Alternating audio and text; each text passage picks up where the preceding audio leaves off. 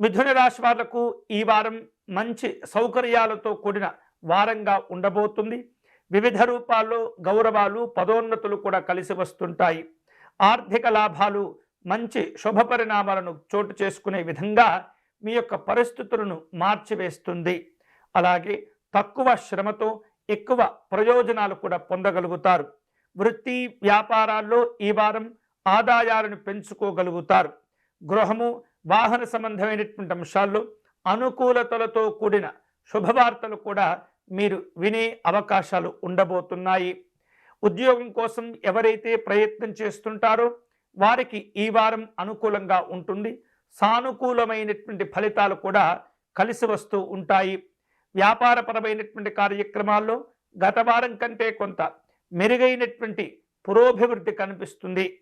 ఉద్యోగస్తులు తమ తమ విధి విధానాలకు అనుగుణంగా క్రమశిక్షణతో పనిచేసే అవకాశాలు ఉండబోతున్నాయి. తద్వారా మంచి గుర్తింపు, గౌరవాలు కూడా ఏర్పడతాయి. వివాహం కోసం చేసే ప్రయత్నాలన్నీ కూడా కలిసి వచ్చే అవకాశాలు ఉన్నాయి. అవివాహితులు తమ వివాహ ప్రయత్నాల్లో మంచి శుభవార్తలు వినే అవకాశాలు కూడా ఉండబోతున్నాయి. ఆకస్మికమైనటువంటి ధన ప్రయోజనాలు పొందుతూ ఉంటారు.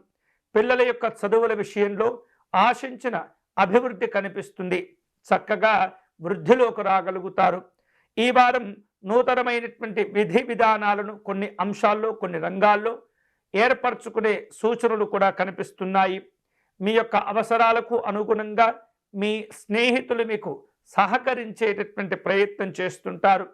ఆర్థిక స్థితిగతులు ఈ వారం నిలకడగా ఉండబోతున్నాయి. అనారోగ్య సంబంధమైనటువంటి భావనలు తొలగిపోతాయి. కొంతమేరకు మంచి ఆరోగ్యాన్ని కూడా పొందగలుగుతూ ఉంటారు.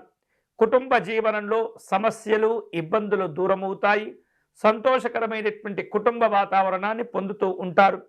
విద్యార్థులకు ఈ వారం శ్రమ పెరుగుతుంది.